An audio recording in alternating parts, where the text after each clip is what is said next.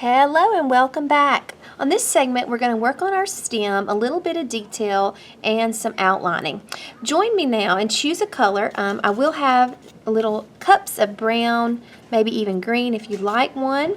And we're going to do our stem first. So I'm going to go ahead and paint that in.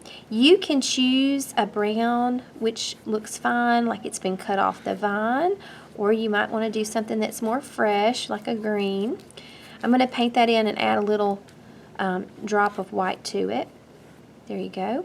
And then once I have that color on, I can also take that color and just put myself a little bit of a twirl right here, like the vine has grown off, and give myself a little bit of that brown background. There we go. All right, your brush can also be used with multiple colors here. Green is a beautiful color, so you might want to choose that and add a little bit of twist to your pumpkin. And oftentimes, leaves can be incorporated on there. So if you have a leaf shape that you might want to put on the front to make it a little bit more festive, you certainly can do that. And you can just overlap those colors, especially if your pumpkin has already dried, like mine has. So I'm just going to pop one in right here. These are details, and I love adding details as we paint. It's so fun to put those in there.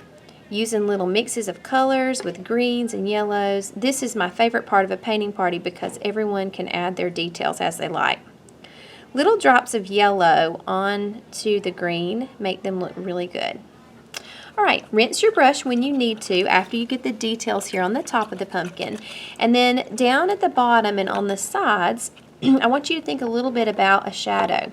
Now this can be a little bit of the brown or black, either one, but we're going to go just under the edge of the pumpkin right here where it's sitting on the table, and I'm going to give myself just a little drop shadow, which actually just pulls to the side. And what that means is the light is shining here, imaginary light is here at the top, and it's shining down on the pumpkin, and it's making a little shadow right here on the table.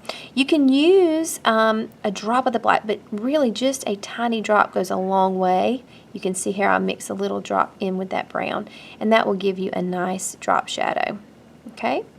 Also, if you have an adult with you or you are old enough, I would say anybody at least 7 or 8 or older, you can do some outlining. But remember, this is a very tricky step, and it's also optional. With outlining, you take just a little bit of color, and it goes a long way. I can take a little drop of black and give myself a little tracing here with one drop, and it kind of helps the pumpkin be defined on the background. Look at there. Isn't that nice? It just gives you that little pop and boldness. So pretty. So if you have an adult sitting near you, I recommend that you have them help just a tad with that. That makes it look really pretty. Especially since you have that white highlight, the black goes a long way.